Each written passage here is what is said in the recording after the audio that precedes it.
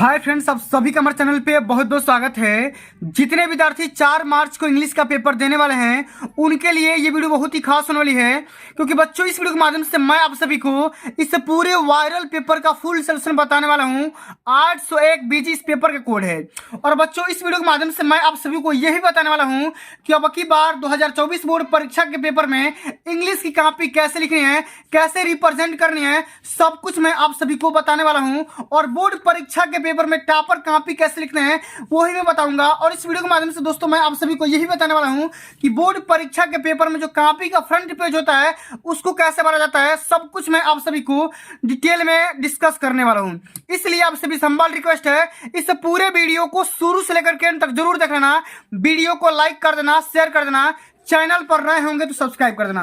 और बच्चों एक बात मैं पूरे यकीन के साथ बोल सकता हूं कि जो भी बच्चा ईमानदारी से इस पूरे वायरल पेपर का फुल सॉल्यूशन अंत तक देख लेता है तो बोर्ड परीक्षा के पेपर में 70 में 70 स्कोर कर सकता है। इस बात की पूरी गारंटी है। तो ये बच्चों बिना टाइम को वेस्ट किए इस वीडियो को स्टार्ट करेंगे। और सबसे पहले बच्चों इसी प्रकार का आप सभी को बोर्ड परीक्षा के पेपर में डेमो कॉपी दिया जाएगा, ठीक ना। ये हाई स्कूल परीक्षा के लिए सबसे पहले करना क्या है, अपना यहाँ पे परीक्षार्थी का अनुक्रमांक अंकों में, फिर यहाँ पे परीक्षार्थी का अनुक्रमांक शब्दों में, तो अंकों में और शब्दों में अपने एडमिट कार्ड से मैच करा करके बिल्कुल सुंदर तरीके से भरना है। सबसे पहले अपने यहाँ पे 10 अंकों वाला अंकों में यहाँ पे अपना रोल नंबर अनुक्रमांक लिख देना। उसके बाद शब्दों में क्या लिखेंगे, इस प्रकार से लिखना है, एक एक अक्षर का, एक एक शब्द का, एक एक अंक का नाम लिखना है।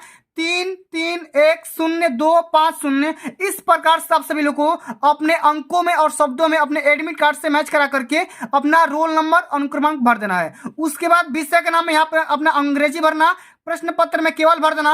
और यहाँ पे देखो प्रश्न पत्र पर अंकित संकेतांक यानी कि जो भी आपका कोड रहेगा यहाँ पे तो इस वाले कोड को भर देना 801 बीजी। कोड को भरने के बाद परीक्षा का दिन, परीक्षा का तिथि यहाँ पे पाली भर देना और अपने एडमिट कार्ड से देख करके सेंटर का यहाँ पे नाम भर देना।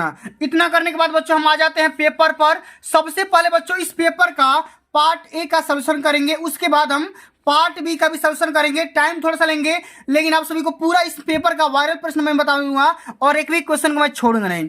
सबसे पहले बच्चों करना क्या है, सबसे पहले निर्देश को पढ़ते हैं कि the first 15 minutes are allotted to the candidates for reading the question paper. यानी कि शुरू में जो भी आपके पास 15 मिनट मिलेंगे उसमें पेपर को ध्यान से पढ़ना है। ऑल क्वेश्चंस आर कंपलसरी, सभी क्वेश्चन को पूरा करना है, सभी को अटेम्प्ट करना है, एक भी क्वेश्चन को छोड़ना नहीं है। This question paper is divided into 2 parts, part A and part B. ये जो पेपर होगा बच्चों 2 खंड में डिवाइड होगा, एक तो पार्ट ए होगा और दूसरा का पार्ट बी होगा। और पार्ट ए में सारे के सारे क्वेश्चन जो कि 20 रहेंगे, इसमें एमसीक्यू रहेंगे, सारे के सारे क्वेश्चन बहुविकल्पी रहने वाले हैं, सभी को हल करेंगे भैया, एक भी क्वेश्चन हम छोड़ेंगे नहीं। आइए बच्चों सबसे पहले पार्ट ए का सॉल्यूशन फटाफट कर लेते हैं, उसके बाद पार्ट बी का भी सॉल्यूशन देखेंगे, हल करेंगे, पूरा एक एक क्वेश्चन को हल करेंगे, ठीक ना। आइए सबसे पहला क्वेश्चन बोल रहा है कि read the following passage carefully and choose the correct option to answer the question that follow। सबसे पहले इस पैसेज को ध्यान से पढ़ना है और पढ़ करके इसके सारे क्वेश्चन को अटेम्प्ट करना है। लेकिन बच्चों हम यहाँ पे करेंगे, सबसे पहले क्वेश्चन को पढ़ेंगे और उसके बाद इसका आंसर हम इसमें से खोज निकालेंगे। We are unable to hear a sound if, हम किसी भी साउंड को कब नहीं सुन सकते हैं, इट इज टू लो या इट इज टू हाई या इट इज टू नॉइजी या बोथ ए एंड बी। तो बच्चों इस क्वेश्चन का राइट आंसर होगा बोथ ए एंड बी। अच्छा बताओ इस क्वेश्चन का राइट आंसर कहाँ मिलेगा, यहाँ पे देखो, यहाँ पे देखो। जिस प्रकार से लाइट काम करता है उसी प्रकार से साउंड भी काम करता है कि when the light of vibration are too slow we do not see them nor do we see them when they are too rapid. जब कोई भी साउंड या लाइट होगा, जब ज्यादा तेज होगा तभी नहीं सुन पाएंगे, ज्यादा कम होगा भैया तभी भी हम नहीं सुन पाएंगे। यहाँ पे देखो लिखा भी क्या है कि do not here it either. हम किसी भी साउंड को जब पिच स्लो होगा या साउंड स्लो होगा तभी हम नहीं सुन पाएंगे, ठीक ना। अब चलिए आगे बात कर लेते हैं। अगला हमारा क्वेश्चन पूछा गया है कि two extremes are alike means. अच्छा किसी भी चीज का, किसी भी सिक्का का 2 एक्सट्रीम होता है, वो एक पॉजिटिव हो सकता है और निगेटिव हो सकता है, दोनों का रिजल्ट बिल्कुल ही सेम हो जाएगा। इसलिए we get almost the same result in both situations. हम क्या कर सकते हैं, दोनों यहाँ पे कंडीशन में दोनों का रिजल्ट हम सेम ही प्राप्त करते हैं। अगला हमारा क्वेश्चन पूछा गया है कि विच words in the passage is opposite of slow. अच्छा स्लो का अपोजिट क्या होगा भैया, स्लो का क्या हो जाएगा, रैपिड हो जाएगा। ये तो पैसेज का नहीं है, ये तो आप अपने मन से भी कर सकते हो, ठीक ना। अब चलिए अगला हमारा क्वेश्चन पूछा गया कि choose the correct option to answer the following. इसमें क्या करना है, आई विल गो होगा कि आई वेंट होगा कि आई हैड गोन होगा कि सभी हो जाएगा भैया। इसमें क्या होगा कि I will go there with my parents, I went there with my parents, I had gone there with my parents, यानी कि सभी के सभी यहाँ पे राइट आंसर हो जाएगा, ठीक ना। ए बी सी तीनों के तीनों यहाँ पे क्या हो जाएगा, राइट आंसर होगा। अगला हमारा क्वेश्चन क्या पूछा गया है कि if you want to know about new things you are conscious, careless या क्यूरियस। तो बच्चों जब आप किसी भी नई चीज के बारे में जानेंगे तो हम उसको बोलेंगे क्यूरियस, यानी कि जिज्ञासु उसका बोला जाता है, ठीक ना। इस बात को भी ध्यान में रख लेना। अगला हमारा क्वेश्चन पूछा जाता है, रीअरेंज करने को आ रहा है, loves my to share twice brother his. इसका रीअरेंज करना है, रीअरेंज करके इस कॉपी में लिखना है। तो बच्चों हम यहाँ पे क्या करेंगे कि my brother loves to share his twice, ठीक ना। मेरा भाई जो खिलौना को आपस में बांट करके बहुत प्रेम करता है, इस बात को हम यहाँ पे लिख लेंगे। तीसरा ऑप्शन हमारा बिल्कुल राइट आंसर हो जाएगा, ठीक ना। अब चलिए अगला हमारा क्वेश्चन पूछा गया बच्चा, ये वाला क्वेश्चन कि which of the following words is miss spelled, माने इसमें से कौन सा ऐसा मीनिंग है, वर्ड है जो कि गलती लिखा गया है। तो इसमें बच्चों यहाँ पे लिखा गया है, यहाँ पे देखो अबंडेंस लिखा गया है, अटेंडेंस लिखा गया है, कि एक्सेप्टेंस लिखा गया है, एक्वेंडेंस लिखा गया है, ठीक ना। तो बच्चों इस क्वेश्चन का राइट आंसर क्या होगा, DANC। अबंडेंस की जो स्पेलिंग होगी ना DANC होगा, इसलिए यहाँ पे पहला ऑप्शन क्या हो जाएगा, राइट आंसर होगा। इसी प्रकार से ही जम्प्ड इनटू द वेल होगा, क्या हो जाएगा, इनटू द वेल होगा, ऑप्शन नंबर इसमें सेकंड राइट आंसर हो जाएगा, ठीक है। इसी प्रकार से एक छोटा सा यहाँ पे पैसेज दिया गया है, इस पूरे पैसेज को पढ़ना है और पढ़ करके हल करना है। ये तो बच्चों आपके सिलेबस का ही क्वेश्चन है, आसानी से कर सकते हो। In Annie's poem the ducklings and the father swan symbolize, यानी कि जो डकलिंग्स था वो क्या था और फादर स्वान था वो क्या थे। तो बच्चों देखो डकलिंग के तौर पे बच्चे हो जाएंगे और फादर स्वान क्या हो जाएंगे, पेरेंट्स हो जाएंगे, ठीक ना। ऑप्शन नंबर इसमें क्या हो जाएगा, पहला बिल्कुल राइट आंसर हो जाएगा। आगे बात कर लेते हैं कि mister Keesing had assigned any extra homework earlier because. अच्छा क्यों करते थे भैया होमवर्क, पहले आप लोग पढ़े होंगे तो आपको पता होगा कि any was poor in math हो जाएगा, कि any had misbehaved with him होगा, कि क्या हो जाएगा। तो बच्चा क्या हो जाएगा, Annie talk too much in the class. तो Annie was poor in the math, ठीक ना, यही इसका राइट आंसर होगा, क्योंकि भैया मैथ में बहुत कमजोर था, इसलिए अपना होमवर्क पहले ही वो कर लेता था। इस बात को ध्यान में आप लोग को रखना है, इसी प्रकार से आप सभी को हल करना है, ठीक ना। चलिए अब आगे बात कर लेते हैं। अगला जो हमारा क्वेश्चन पूछा गया बच्चा देखो ध्यान से, ठीक ना, कि मंडेला पास्ट, मंडेला ने कितने वर्षों तक जेल में बिताया था भैया, तो 27, कितना 27 साल तक अपने जो जिंदगी का समय था वो 27 साल अपने जेल में बिता दिया था। Mahseer is a large fresh water, क्या हो जाएगा, ऑप्शन नंबर पहला ये सत्य हो जाएगा, a large fresh water fish found in the gorge, ठीक ना। ऑप्शन नंबर पहला इसका राइट आंसर होगा। The bus conductor was a man, माने बस कंडक्टर किस प्रकार का आदमी था, तो भैया वो था जोली, यानी ये चालू था, माने बहुत ही जलने वाला था, ठीक ना। ऑप्शन नंबर इसमें सेकंड राइट आंसर होगा। अगला हमारा क्वेश्चन क्या है कि read the given extract and choose the correct option to answer the following question. सबसे पहले don't bite your nails Amanda, don't hunch your shoulders Amanda, stop the slouching and sit up straight Amanda. माने उसका मम्मी पापा है भैया Amanda को समझा रहे हैं, भैया अपने नाखून को दांत से मत काटो, अपने कंधों को बार बार इधर से उधर मत करो, ठीक ना, एकदम सीधे बैठे रहो, ठीक ना। इसमें क्वेश्चन क्या पूछा जा रहा है कि who is the speaker in the above lines, मैंने कि इस लाइन का वक्ता कौन है भैया, स्पीकर कौन है, तो उसके पेरेंट्स हो जाएंगे, उसके मम्मी पापा हो जाएंगे भैया। राइट आंसर क्या हो जाएगा, सेकंड ऑप्शन आपका राइट आंसर होगा। अगला हमारा क्वेश्चन पूछा गया है कि the speaker is speaking like his because, ठीक ना। अच्छा स्पीकर किसके तरह बोल रहे हैं भैया, तो या ये हो जाएगा instruction can makes Amanda behaviour better. जो भी निर्देश दिए जा रहे हैं ये बताया जा रहा है कि भैया जो निर्देश है वो अमेंडा को बहुत ही बिल्कुल सही तरीके से समझा देंगे, ठीक ना। आगे बात कर लेते हैं। अगला हमारा क्वेश्चन है कि it was a temptation to keep tricky on as a permanent guest because. इस क्वेश्चन का राइट आंसर क्या होगा, इस क्वेश्चन का राइट आंसर ये होगा बच्चा कि mister Pomfrey sent a lot of stables, ठीक ना, eatables that the doctor enjoy, ठीक ना। मिस्टर पंफ्री को क्या बोला गया था भैया, बहुत सारा खाना देने को कहा गया था, ठीक ना। चलिए अनिल टाट हरि सिंह टू, अनिल सिंह ने हरि सिंह को क्या सिखाया था, तो cook write and add numbers. सबसे पहले तो खाना बनाना सिखाया था, लिखना सिखाया था, साथ में नंबरों को जोड़ना भी सिखा दिया था, ठीक ना। चलिए आगे बात कर लेते हैं कि the book gifted to Albright by his mother was, माने कि अल्ब्राइट के माता के द्वारा उसको किस किताब को गिफ्ट किया गया था, तो the travel of monarch x इसी किताब को गिफ्ट किया गया था। ऑप्शन नंबर इसमें डी राइट आंसर होगा।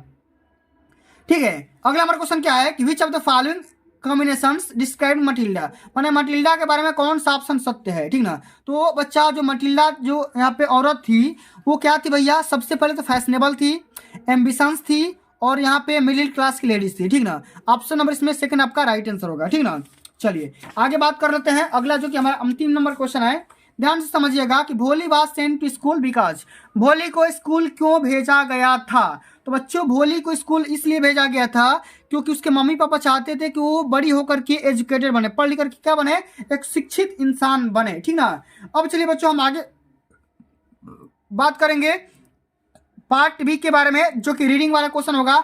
एक एक क्वेश्चन का सोल्यूशन देखेंगे और बोर्ड परीक्षा के पेपर में कॉपी कैसे लिखना है ये भी समझेंगे। ठीक ना, आइए सबसे पहले हम पार्ट बी का सोल्यूशन देखेंगे। और यहाँ पे देखो, यहाँ पे एक छोटा सा पैसेज दिया गया है। ठीक ना, पद्यांश दिया गया, गद्यांश दिया गया है। इस पूरे पैसेज को ध्यान से पढ़ना है और पढ़ करके हल करना है। लेकिन भैया पेपर में जो होता है ना, टाइमिंग बहुत ही कम होता है। तो सबसे पहले हम क्वेश्चन को पढ़ेंगे कि home does the Statue of liberty represent, यानी कि स्टैच्यू ऑफ लिबर्टी जो था किस चीज को सिंबलाइज कर रहा था, रिप्रेजेंट कर रहा था, इसके बारे में बताना है। ठीक ना, तो यहाँ पे देखो लिखा गया है कि when we enter New York harbour the first things we see the Statue of Liberty. What impressed us the most is its size and magnificence. Have you ever wondered how it come to be there?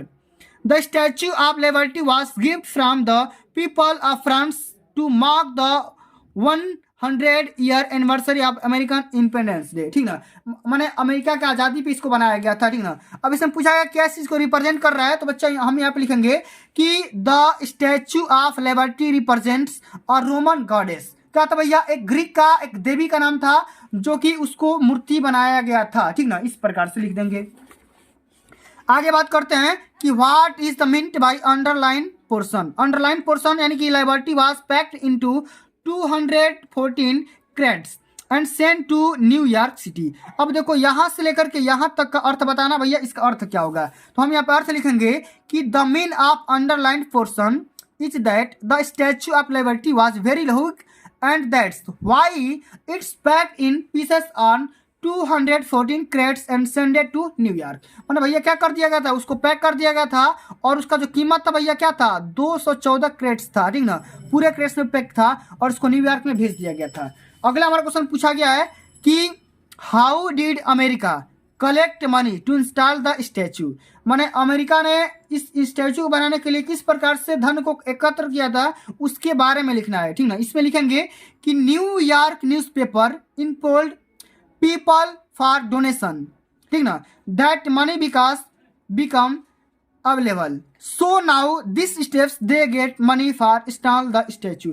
मतलब वहाँ के जो लोग थे ना वही अपने चंदा इकट्ठा करके पूरी लिबर्टी का पूरा जो स्टैचू था ना उसका बनाने का खर्चा ले रखा था। ठीक ना, अब चलिए आगे बात करेंगे बच्चा। अगला जो हमारा क्वेश्चन पूछा गया है कि रिक्वेस्टेड का मतलब क्या होगा, रिक्वेस्टेड का अर्थ क्या होगा। यहाँ पे देखो व्हाट मीन्स बाई पैसेज, मैंने रिक्वेस्टेड का अर्थ क्या होगा, तो रिक्वेस्टेड का मतलब होगा इम्प्लोर्ड। क्या होगा भैया, इम्प्लोर्ड होगा। इस बात को ध्यान में रख लेना। इसी प्रकार से आप सभी को पूरे के पूरे सवाल को हल करना है। ठीक ना, समझ में आ गया।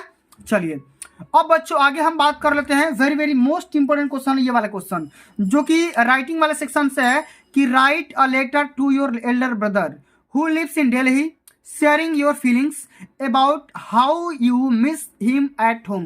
अपने बड़े भैया को एक पत्र लिखना है जब आप घर पे मिस कर रहे हो और वो कहाँ पर रह रहे हैं, दिल्ली में रह रहे हैं। तो इस वाले क्वेश्चन को हम कैसे हल करेंगे जरा आप लोग यहाँ पे ध्यान से समझिएगा।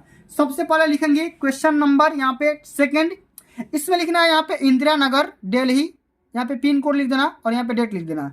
इसमें लिखना कि dear brother I hope you are doing well in Delhi and how your house your job going on there. Me and mom dad are okay here. I am writing this letter to you because we are missing you, especially I am missing you that most. I am very excited to meet you. Take care भैया, see you soon। इस प्रकार से आप सभी को English में पत्र लिखना है, लेटर लिखना है और अंत में यहाँ पे लिख देना भैया योर लवली ब्रदर और यहाँ पे अपना नाम लिख देना है। लेकिन पेपर में अपना भैया नाम वगैरह कुछ भी नहीं लिखना है। आ गया समझ में। चलिए आगे बात कर लेते हैं अगला हमारा क्वेश्चन, जो कि 3rd नंबर क्वेश्चन है। इसी प्रकार से अगला हमारा क्वेश्चन यहाँ पे पूछा गया है। आर्टिकल राइटिंग करने के लिए आता है और ये बोर्ड परीक्षा के पेपर में सीधा सीधा 6 नंबर का पूछा जाता है। क्या करना भैया, यहाँ पे देखो, right a report on craft exhibition. या तो भैया इस पे रिपोर्ट तैयार करो 80 से लेकर के 100 शब्द में, या तो आप इस पे लिखो कि इंटरनेट के बारे में लिखना है, आर्टिकल तैयार करना है। एडवांटेजेस एंड डिसएडवांटेजेस के बारे में लिखना है, इंटरनेट के बारे में, कि advantages and disadvantages of internet, कि भैया इंटरनेट का उपयोगिता क्या है और इससे हानियां कौन कौन सी है, इसके बारे में लिखना है। 80 से 100 शब्द में ये क्वेश्चन 6 नंबर का पूछा गया है। तो ये बच्चों बिना किसी देरी के इसको स्टार्ट करेंगे और यहाँ पे लिखेंगे कि एडवांटेजेस ऑफ इंटरनेट, इंटरनेट का भैया यूजेस क्या होगा, सबसे पहले लाभ क्या होगा, उसके बाद इसके डीमेरिट को भी देखेंगे। तो सबसे पहला भैया इसका लाभ क्या होगा कि internet is one of the most interesting and innovative creations of mankind, ठीक ना। अगला हमारा क्वेश्चन क्या है कि it is a revolution in the field of information and technology, माने ये सूचनाओं और जो तकनीकी है ना उसका रिवोल्यूशन फॉर्म है इंटरनेट। और सबसे पहला में क्या था भैया, मोस्ट इंटरेस्टिंग था, माने बहुत ही बढ़िया था, ठीक ना, और इनोवेटिव था हमारे जीव जंतु के लिए, ठीक ना, चलिए जीव जगत के लिए। अगला हम पॉइंट लिखेंगे कि the internet has helped the cost effectiveness and easy availability of the information. सबसे पहले इंटरनेट का हमारा क्या करता है भैया, सबसे पहले इसका जो कीमत है बहुत ही कम है और ये इसी तरीके से अवेलेबल है, हर जगह इंफॉर्मेशन को हम आसानी से कलेक्ट कर सकते हैं। देश दुनिया का हम न्यूज़ को हम तुरंत भी पा सकते हैं, किसके मदद से, इंटरनेट के मदद से। आगे लिखेंगे डिसएडवांटेज में कि spending too much time on the internet affect your eyes, माने ज़्यादा से ज़्यादा अगर टाइम बिताएंगे इंटरनेट पे तो हमारे आंखों को दूषित कर देगा, प्रदूषित कर देगा। और people using too much internet get disconnected from the real world, जो भी लोग इंटरनेट पे ज़्यादा समय बिता रहे हैं वो कहीं ना कहीं रियल दुनिया से दूर हो जा रहे हैं, डिसकनेक्ट हो जा रहे हैं। Internet is a medium for spreading tech news and rumours. Internet भैया क्या हो रहा है कि मैंने फेक न्यूज़ फैलाने का एक माध्यम ही फैल गया है, ठीक ना, और रिमर फैलाने का। इस प्रकार से एडवांटेज और डिसएडवांटेज आप सभी लोग इंटरनेट का लिख देंगे। 6 नंबर यहाँ से मिल जाएगा, एक एक क्वेश्चन का यहाँ पे लिख देना है, लिख देंगे, ठीक ना। अब चलिए आगे बात करते हैं। अगला जो हमारा क्वेश्चन आता है, सेक्शन आता है, वो ग्रामर का सेक्शन आता है और सबसे ज्यादा इंपॉर्टेंट है भैया ग्रामर, ठीक ना, क्योंकि भैया ग्रामर से देखो यहाँ पे 4 2 6 और 6 4 10 नंबर का ग्रामर से कुल मिलाकर के 10 नंबर के क्वेश्चन पूछे जाएंगे। पूरा मैं डिटेल में बताऊंगा कि भैया ग्रामर वाले पोर्शन को किस प्रकार से हल करना है, सब कुछ मैं बारीकी से समझाऊंगा। सबसे पहला क्वेश्चन क्या है कि rewrite the following sentences by changing into indirect speech. क्या करना है, the boy said to the teacher please give me 1 day sleep. इसको क्या करना है, इनडायरेक्ट स्पीच में चेंज करना है। तो कैसे हल करेंगे, सबसे पहले समझिएगा ये कि द बॉयज, अच्छा सेड टू किस में चेंज हो जाएगा, प्लीज है तो भैया रिक्वेस्टेड में चेंज हो जाएगा, किस में होगा, रिक्वेस्टेड में चेंज हो जाएगा कि the boys requested the teacher to grant him a 1 day leave. इस प्रकार से यहाँ पे आप सभी इनडायरेक्ट स्पीच में चेंज कर सकते हो। अगला हमारा क्वेश्चन, इसमें क्या करना भैया, पैसिव वॉइस को एक्टिव वॉइस में चेंज करना है। हु टॉट यू इंग्लिश, अच्छा इसको क्या करना है, इसको पैसिव वॉइस में चेंज करना है, एक्टिव में लिखा गया है। तो हु का क्या हो जाएगा, बाई होम हो जाएगा। तो by whom was English taught to you, ठीक ना। इस प्रकार से यहाँ पे अर्थ लिख देना, ठीक ना, पैसिव में चेंज कर देना। आगे बात कर लेते हैं, पंक्चुएट करना है कि he wrote I can not come because I am ill. उसने लिखा कि मैं नहीं आ सकता क्योंकि भाई मैं बीमार हूँ, ठीक ना। अच्छा इसको क्या करना है, पंक्चुएट करना है। तो इसमें लिखेंगे कि ही रोट, कामा लगाएंगे, inverted comma, I can not come because I am ill, ठीक ना। इस प्रकार से आप सभी को यहाँ पे हल कर देना है, लिख देना है। आगे बात कर लेते हैं, अगला जो कि हमारा क्वेश्चन आता है, translate the following into English. इसको क्या करना भैया, अंग्रेजी में ट्रांसलेट करना है। कैसे हल करेंगे कि कल सुबह मैं पुस्तकालय जाना चाहता था, उसी समय मेरा मित्र मुझसे मिलने आ गया, हम शाम तक साथ रहे, मित्र से मिलकर बहुत ही खुश था किंतु पुस्तकालय न जाने के कारण दुख भी हुआ। तो सबसे पहले एक एक लाइन का अर्थ निकालेंगे कि कल सुबह मैं पुस्तकालय जाना चाहता था। तो कल सुबह मतलब yesterday morning I wanted to go to the library at this time, उसी समय आई ए फ्रेंड, मेरा मित्र ऑफ माइन मुझसे मिलने आ गया, केम टू मी, ठीक ना। वी स्टे, हम सभी टुगेदर, साथ रहे। और इसमें लिखेंगे कि टिल द इवनिंग, कब तक भैया साथ रहे, इवनिंग तक, शाम तक साथ रहे। I was happy to meet, मैंने बहुत ही खुश था भाई, किसके साथ रह के, मीट माई फ्रेंड, अपने मित्र से मिलकर, but also felt sad because of not being able to go to the library. लेकिन भैया पुस्तकालय न जा पाने की वजह से मेरे को दुख भी हुआ, ठीक ना। इस प्रकार से आप सभी लोग को यहाँ पे लिख देना है। अब बच्चों आगे हम बात कर लेते हैं लिटरेचर वाले पोर्शन को, जो कि आप सभी लोग पढ़े भी होंगे। और सबसे पहले हल करेंगे answer the following question in about 30 to 40 words etch, ठीक ना। एक एक क्वेश्चन को हल करेंगे, 2 क्वेश्चन को हल करना है। 6 नंबर का क्वेश्चन इसमें पूछा गया है। सबसे पहले करना क्या बच्चा कि मेंशन वेराइटीज ऑफ ब्रेड, ठीक ना, that are an essential part of celebration in Goa, ठीक ना। तो सबसे पहले आप ये लिखो, और नहीं तो ये लिखो कि who took pity on the young C girl, where did the sleep at night, ठीक ना। तो इसके बारे में लिखना है, या तो इसको करो या तो इसको करो। तो बच्चों हम इस वाले वीडियो के माध्यम से हम करेंगे कि who took pity on the young C girl, ठीक ना। इसके बारे में हम यहाँ पे हल करेंगे, बिल्कुल बेहतरीन ढंग से समझेंगे, ठीक ना। पूरा समझ में आएगा, एक एक क्वेश्चन को समझ में आएगा, ठीक ना। परेशान नहीं होना है। इसमें क्या करना है, सबसे पहले बच्चों इसमें लिखेंगे कि the mother seagull took pity on the young C girl, ठीक ना। The young seagull slept in the brink end of the a ledge standing on the one ledge, ठीक ना। इसमें लिखेंगे कि क्लोजिंग वन आइज, एक आंख को बंद करते हुए, and the other sea pretended to the fall asleep, attractive sympathy from his parents, but it hardly made any difference। इस प्रकार सब सभी को, ठीक ना, पूरा बढ़िया तरीके से सजा करके आंसर यहाँ पे हल कर देना। ये पूरा सप्लीमेंट्री का क्वेश्चन रहने वाला है। आगे बच्चों बात कर लेते हैं ये वाला क्वेश्चन, जो कि परीक्षा के पेपर में हमेशा पूछा जाता है लेंचो वाले चैप्टर से। ये वाला क्वेश्चन देखो कि why was Lencho angry, Lencho ने क्यों भैया उदास हो गया था, क्रोधित हो गया था with the post office employees, यानी कि जो भी डाकिया था उसके ऊपर क्यों क्रोधित हो गया था, ठीक ना। इसको हम कैसे हल करेंगे, जरा ध्यान समझिएगा कि लेंचो वाज एंग्री, लेंचो ने इस प्रकार से क्रोधित हुआ था कि with the post office employees, post office के कर्मचारी पर, बिकॉज ही डाउट, उसको डाउट था, दैट दे हैड टेकन, उसको ये डाउट था कि out 30 pieces from the envelope, यानी कि जो भी लिफाफा में 30 पीसेस जो भी क्वाइंस थे, सिक्के थे, उसको डाउट था कि उसको कौन निकाल लिया है, जो आपका डाकिया था उसको, उसके द्वारा निकाल लिया गया था, ठीक ना। इस प्रकार से आप सभी को यहाँ पे बहुत ही सुंदर तरीके से यहाँ पे हल करना है, आंसर करना है। चलिए आगे बात कर लेते हैं। अगला हमारा क्वेश्चन ये रहा कि answer one of the following question in about 60 word. क्या करना है, 60 शब्दों में हल करना है। कैसे हल करेंगे, या तो भैया आप ये करो या तो आप ये करो, ठीक ना। तो दोनों में से किसी को हल करेंगे, लेकिन इस वाले वीडियो के माध्यम से हम ये करेंगे कि व्हाट लेसन डिड किसा Gotami learn in the Goa, ठीक ना। इसके बारे में हल करेंगे। तो यहाँ पे कैसे लिखेंगे, जरा आप लोग ध्यान से समझिएगा, पूरा समझ में आएगा।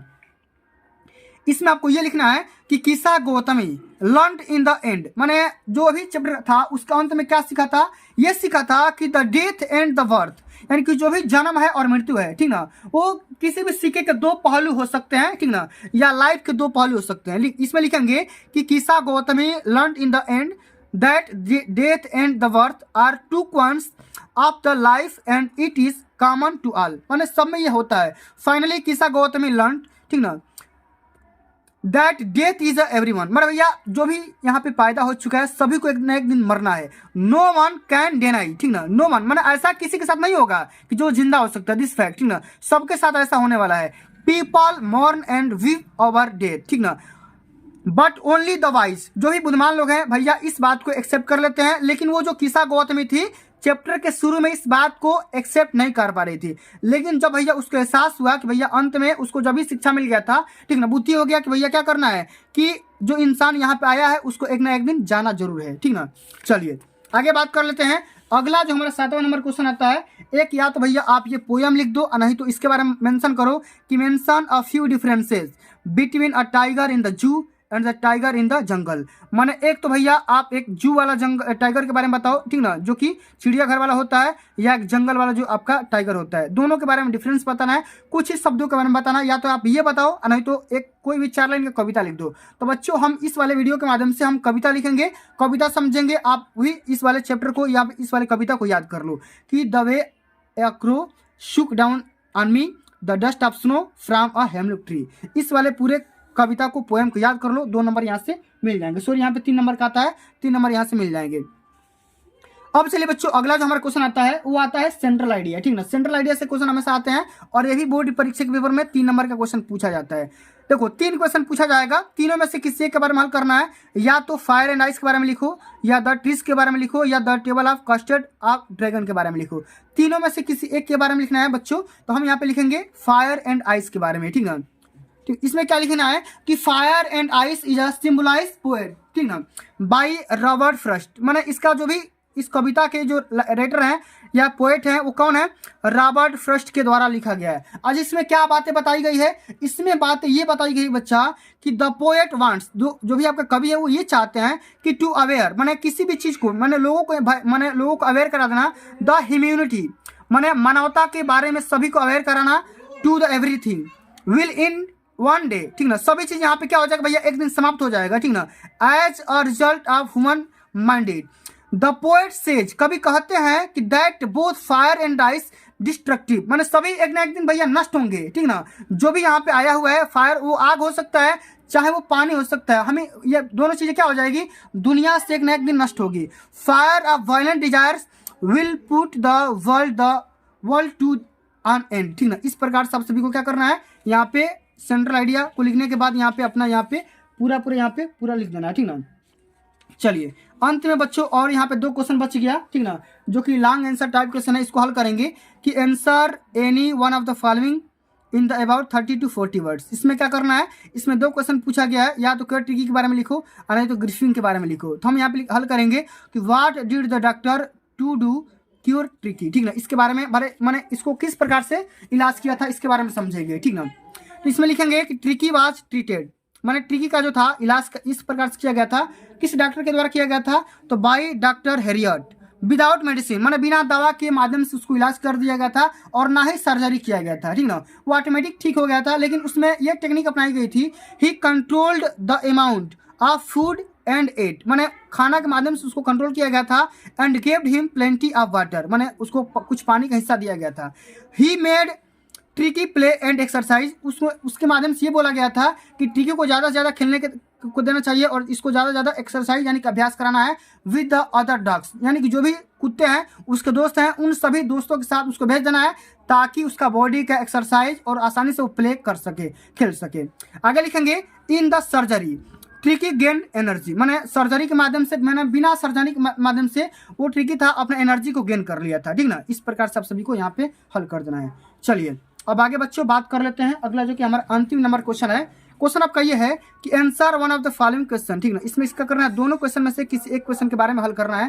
तो बच्चों हम यहाँ पे हल करेंगे, what could have happened if Matilda had not lost the necklace, माने अगर क्या होता, ठीक ना, जब मटिल्डा का जो भी आपका नेकलेस था, ठीक ना, गहना था या आभूषण था, अगर नहीं खोया होता तो क्या होता, इसके बारे में पूछा गया है। आइए समझते हैं क्या होता कि मटिल्डा वुड दस, मटिल्डा इस प्रकार से सोचती कि हैव नोन, जानती थी, that the jewels in the necklace, जो भी उसका हार था भैया भूल चुका था, वेर नॉट रियल डायमंड्स, और उसको जब भूल गया था तो भैया जो भी वो गहने उसको लौटाना था, ठीक ना, सुनार को, वो रियल डायमंड नहीं लौटा पा रही थी, ठीक ना, फेक डायमंड लौटा रही थी। इसमें ये लिखेंगे कि it would have cost her a far lesser amount to replace it, Matilda would thus have saved herself and her husband all the trouble they went through, माने उसके जो पति भी थे भैया इस वाले माने कठिन परिस्थिति से वो भी गुजरे थे, क्योंकि भैया जब आहार भूल गया था तो क्या कर रही थी, एक आर्टिफिशियल गहना बना करके वो सुनार को लौटाने की कोशिश कर रही थी, ठीक ना। तो बच्चों इस प्रकार से आप सभी को इंग्लिश की कॉपी लिखना है 4 मार्च वाले पेपर में, बिल्कुल इसी तरीके से आप सभी को आइडिया अपनाना है। और जो भी बच्चा ईमानदारी से बता रहा हूँ इस वाले आइडिया को अपना लेगा तो पूरा गारंटी बोल सकता हूँ कि बोर्ड परीक्षा के पेपर में 70 में 70 स्कोर कर सकता है, इस बात की पूरी गारंटी है। तो प्यारे बच्चों आज के लिए बस इतना ही। अगर ये वीडियो आप सभी को अच्छी लगी होगी, हेल्पफुल लगी होगी, तो वीडियो को लाइक कर देना, शेयर कर देना, चैनल पर नए हो तो सब्सक्राइब कर देना। जल्द मिलते हैं अगली वीडियो में, तब तक के लिए जय हिंद, जय भारत, वंदे मातरम।